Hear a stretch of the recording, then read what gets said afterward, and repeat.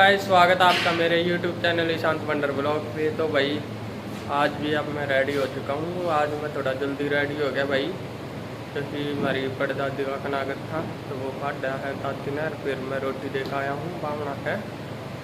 तो भाई आज देखते हैं क्या होता है कॉलेज में। और भाई मेरे ब्लॉग का ना सपोर्ट करो, लाइक करो और भाई सब्सक्राइब वगैरह करो, शेयर बढ़ावा तो भाई सपोर्ट करो मैंने।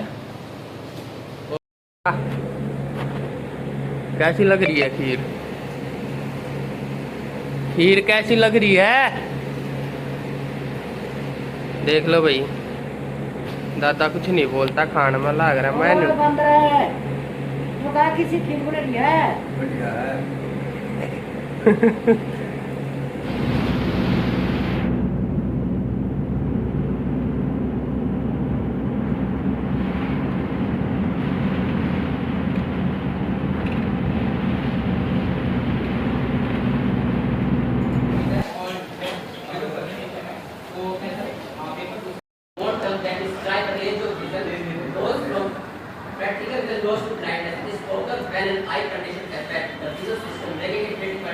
परफेक्ट थियरी डी पूछ रहे हैं। अब भाई इसमें जो सबसे पहले भारत सरकार ने किया वो सालों बाद किया। सुप्रभात, मेरा नाम ईशांत राणा है और मैं 2.4 का टॉपिक आपको बताऊंगा, जिसमें दृष्टिबाधित जो स्टूडेंट हैं जिन्हें कम दिखता है वो स्टूडेंट उनके लिए ये परिवार का और समुदाय का कैसा रवैया है, ये मेरा टॉपिक है। तो सबसे पहले हम टॉपिक क्लियर है सबको? तो रवैया जानते हैं कि रवैया क्या होता है, कि इसमें व्यवहार होता है कि हम किसके प्रति कैसा व्यवहार करते हैं या किस व्यवहार से हम किसी को देखते हैं। तो जो जिन्हें कम दिखता है उन छात्रों को जब समाज में या परिवार में जाते हैं तो अलग अलग नजरिए से देखा जाता है। तो हम उसमें सबसे पहले परिवार का नजरिया जानते हैं। जब कोई कम दिखने वाला बच्चा या दृष्टिबाधित जो बच्चा होता है उस परिवार में जन्म लेता है तो सबके चेहरे पर निराशा छाई होती है और वो जो भी आने वाला है वो कहीं ना कहीं उसके परिवार का नाम रोशन करेगा या करेगी, और कहीं ना कहीं उन्हें आगे जाके एक तरीके से सोचते हैं कि ये हमें संभालेंगे, ये हमारी सीढ़ी है। इस तरीके से अगर वो जब पता चलता है उस समय कि हमारा बच्चा देख नहीं सकता तो उन पे चेहरों पर एकदम निराशा छाई जाती है और काफ़ी परिवार वाले तो उन्हें अपनाने से मना कर देते हैं और काफ़ी अपना लेते हैं। लेकिन ऐसा बहुत कम है कि अपनाते नहीं है, मोस्टली अपना लेते हैं लेकिन बहुत दुखों के साथ।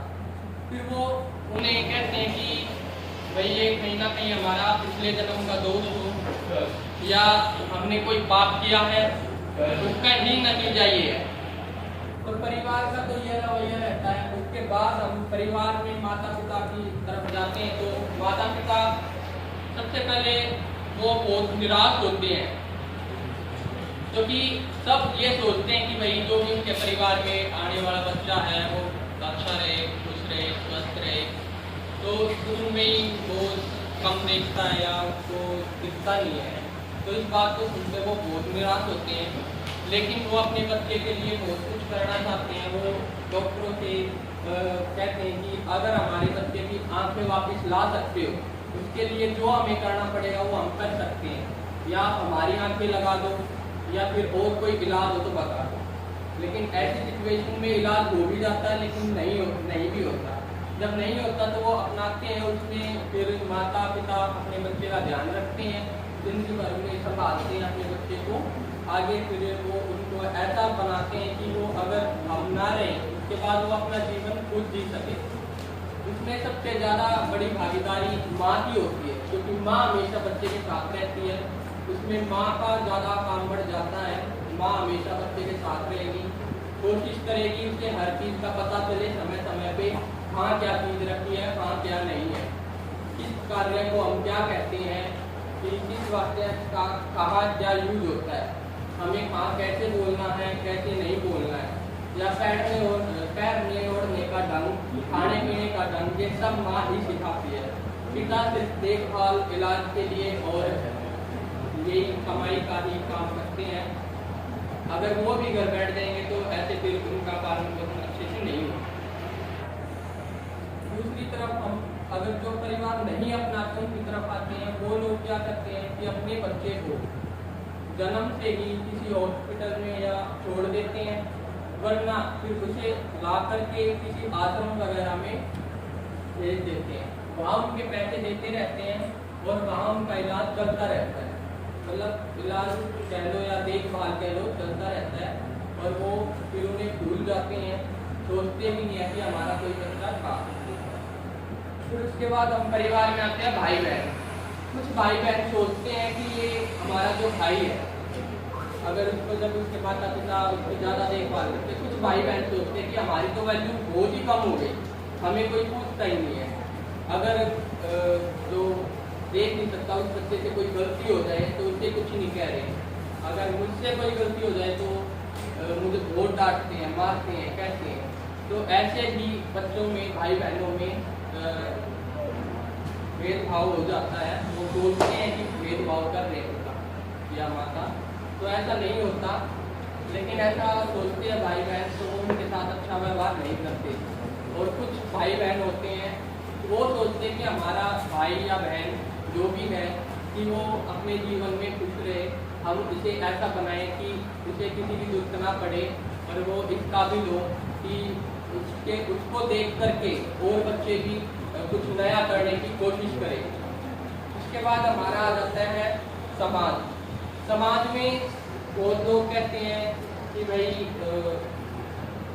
ये तो कुछ कर नहीं सकते, या फिर ये इनके बस के कुछ काम नहीं है, इनसे बोलना बेकार है, ऐसे तरह तरह के ताने मारते हैं। और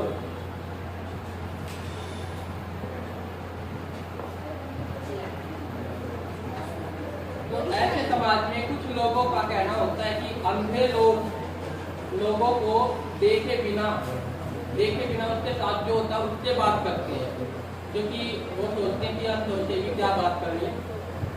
ऐसी उनकी लैंग्वेज होती है, जबकि हमें ऐसा बिल्कुल नहीं बोलना चाहिए। या तो स्पेशल स्टूडेंट बोल दो या ब्लाइंड बोल दो या दिव्यांग बोल दो, क्योंकि अगर हम ऐसा बोलते हैं कि अंधा या बहरा कुछ भी बोलते हैं तो उन्हें बुरा लगता है, तो ऐसा नहीं बोलना चाहिए। कुछ लोग कहते हैं कि ये हमसे ज़्यादा सुरक्षित नहीं है। नॉर्मल लोग सोचते हैं हम ही ज़्यादा सुरक्षित है, ये लोग सुरक्षित नहीं है, ऐसा कुछ नहीं है। अगर हम उन स्टूडेंटों को अच्छी से गाइडेंस दें या मतलब वो किसी से गाइड लें तो वो भी अपना ध्यान खुद से रख सकते हैं, अकेले अलग अलग कहीं भी खाना पीना कर सकती हैं, अपना सारा काम जो कर सकती हैं। उसके बाद हमारा आता है कि कुछ लोग कहते हैं कि इनसे कुछ नहीं हो सकता, अफसोस बनाते हैं कि ये भगवान उन्हें ये क्या किया, ऐसा नहीं करना चाहिए था, तरह तरह की बातें कहते हैं। फिर कुछ लोग यही लोग समाज में नकारात्मकता फैलाते हैं, ज़्यादा भेदभाव करते हैं, ऐसे लोगों को समान अवसर पाने से रोकते हैं, समान अवसर ना मिलने के कारण बताते हैं कि विकलांगता लोगों की क्षमता बुद्धिमत्ता पर सवाल उठाते हैं कि ये क्या कर पाएंगे। अगला पॉइंट है, कहते हैं कि विकलांगता वाले लोग जो होते हैं उनसे कुछ नहीं हो सकता। लोग होते हैं कि उनकी भावनाओं को समझते हैं, उनके साथ अच्छा व्यवहार करते हैं, उनसे अच्छे से बोलते हैं और मदद भी करते हैं। और यह लोग हमारे वर्ल्ड में ही विकलांगता के सामाजिक में एक मॉडल का भी समर्थन करते हैं, जिसमें इन लोगों को भी समान अवसर पाने का हिस्सा बनने का समर्थन करते हैं, अधिकार दिलाते हैं। इसके बाद हम आते हैं जो छात्र होते हैं। वैसे तो मोस्टली टीचर जो होते हैं वो अच्छा ही सोचते हैं अपने छात्रों के लिए, लेकिन जो हमारे ऐसे स्कूल होते हैं जहाँ नॉर्मल बच्चे भी और स्पेशल बच्चे भी पढ़ते हैं, वहाँ पे जो नॉर्मल बच्चों के जो टीचर होते हैं, नॉर्मल जो टीचर होते हैं, वो कहीं ना कहीं कभी कभी ये सोचते हैं कि ये क्या है, ये हमारी क्लास में क्यों बैठे हैं। लेकिन ये चीज़ें भी अब धीरे धीरे कम हो रही हैं, क्योंकि फिर उन टीचरों को उन पर भी ध्यान देना पड़ता है। और जो स्पेशल बच्चों को पढ़ाने के पद पर टीचर हैं, वो तो सभी अपने छात्रों को अच्छे लाइन पे भेजना या मतलब अच्छी शिक्षा देने की कोशिश करते हैं। 100 में से 1-2 टीचर होंगे जो सिर्फ अपनी कमाई या अपने पद का काम करने के लिए ही सिर्फ उन्हें पढ़ाते हैं या उन्हें समझाते हैं कि भाई बस हमारा काम तो यही है, इन्हें पढ़ाओ समझाओ, समझ में आ रहा तो ठीक है, वरना अपना घर निकल जाओ, क्योंकि हमें कोई ज़्यादा दर्द ही नहीं है। ऐसे 1-2 ही होते हैं बस।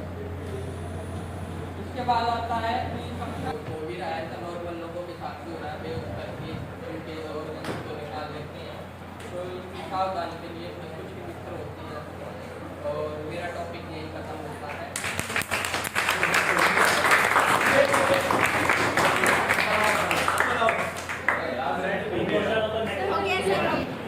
इनकार, गुस्सा, धोखेबाजी और हकीकत के साथ ताली बजा दे, एक बार ताली। Presentation in front of you, and my topic is low vision, visual acuity and visual vision. Paper number 2 का टॉपिक है psycho educational implications of blindness and low vision, जिसमें से विजुअल एक्टिविटी, लो विजन और field of vision मेरा topic है। First है low vision.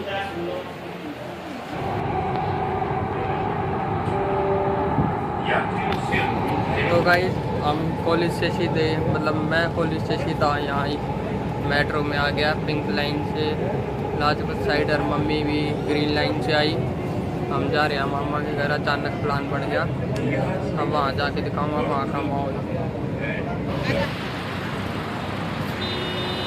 देखो guys कितना ऊंचा पुल है, यो क्रॉस करने का रोड, नीचे का हाईवे लिख रहा है, मथुरा हाईवे।